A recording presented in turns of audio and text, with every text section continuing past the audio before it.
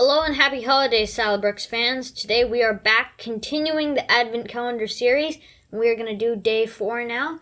So yeah, let's do it.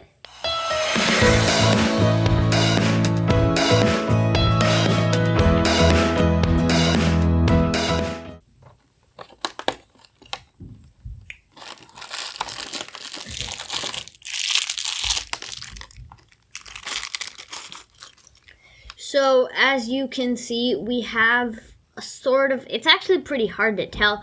I think it's sort of like a chariot pulled by a bird.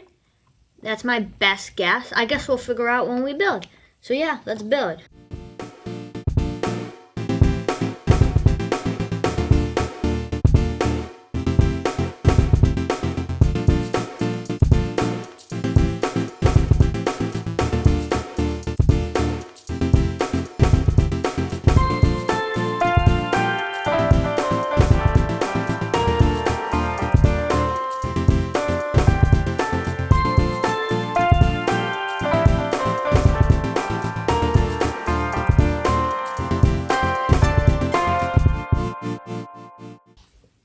So anyway, I think I was right. It does look sort of like a chariot being pulled by a bird.